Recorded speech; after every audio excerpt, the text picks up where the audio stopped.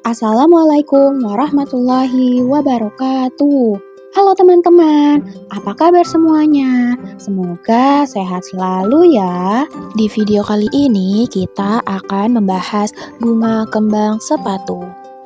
Video ini dibuat guna memenuhi mata kuliah konsep dasar sains anak usia dini yang diampu oleh Ibu Catur Wulandari MPD. Sebelum masuk ke pembahasan, alangkah baiknya kita perkenalan terlebih dahulu. Perkenalkan, nama saya Risma Rahel Hoiria dengan NIM 11056240054. Tema video kita kali ini adalah kembang sepatu si bunga ceria. Mengapa tema ini menarik untuk anak-anak? Karena bunga kembang sepatu memiliki warna yang cerah dan bentuk yang indah, sehingga mudah menarik perhatian anak-anak. Melalui bunga ini, anak-anak bisa belajar mengenali bagian-bagian tumbuhan, proses hidupnya, dan bagaimana kita bisa merawat tumbuhan di sekitar kita. Sekarang, yuk kita kenalan dengan bunga kembang sepatu, teman-teman.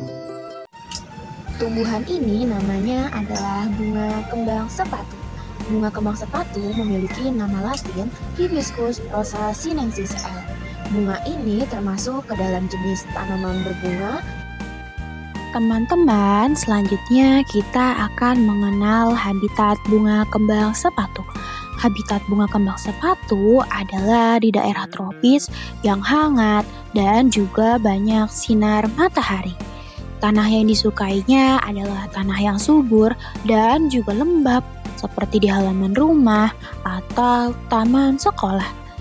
Bunga kembang sepatu kalau sering disiram dan terkena matahari, bunganya akan mekar dengan cantik sekali. Coba teman-teman perhatikan, kembang sepatu ini tumbuh tunggal di antara daun-daunnya hijau. Biasanya bunga ini punya tangkai kecil yang kuat untuk menahan bunganya agar tetap berdiri loh.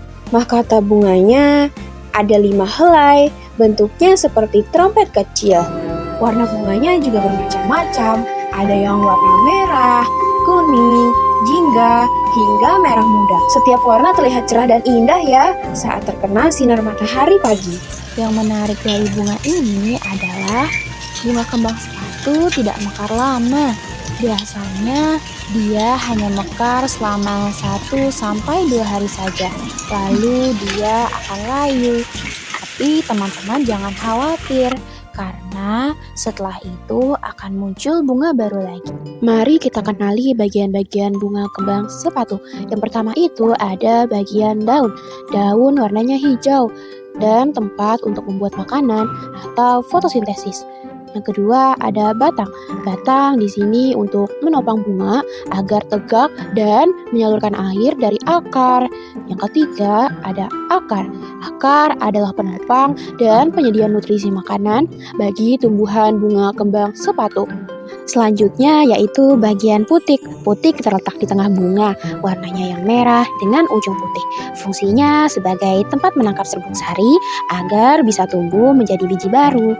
Yang kedua ada benang sari, batangnya panjang dan berwarna merah. Di ujungnya ada banyak kepala sari kecil-kecil. Fungsinya untuk membuat serbuk sari, seperti tepung halus yang membantu bunga punya biji. Yang ketiga, mahkota bunga. Bagiannya yang warnanya cerah, seperti warna merah. Mahkota ini menarik serangga seperti lebah atau kupu-kupu datang dalam membantu penyerbukan. Yang keempat, ada kelopak bunga.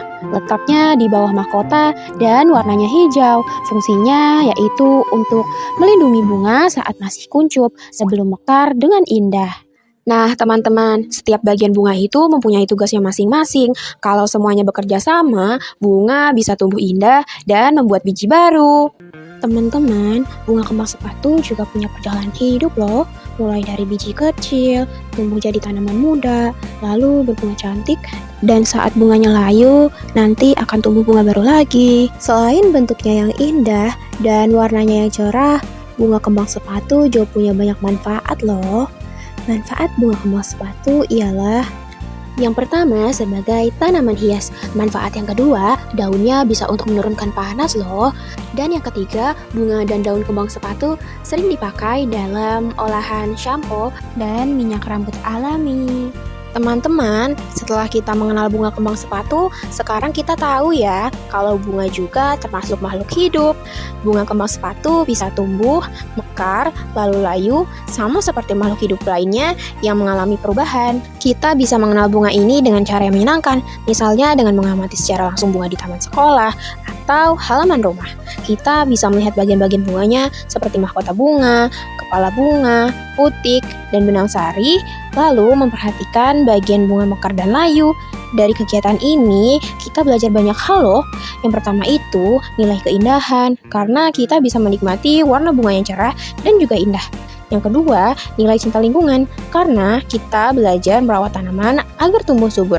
Yang ketiga, nilai tanggung jawab, ketika rutin menyiram dan juga menjaga bunga. Yang keempat, nilai rasa ingin tahu, saat kita mengamati setiap perubahan yang terjadi pada bunga. Yang kelima, nilai kesabaran, karena bunga tidak langsung mekar, tetapi tumbuh perlahan-lahan. Yang keenam, nilai peduli, karena kita jadi lebih sayang dengan tumbuhan dan makhluk hidup di sekitar kita. Dengan begitu, belajar tentang bunga kembang sepatu bukan hanya mengenal sains, tapi juga belajar mencintai kehidupan di alam sekitar kita.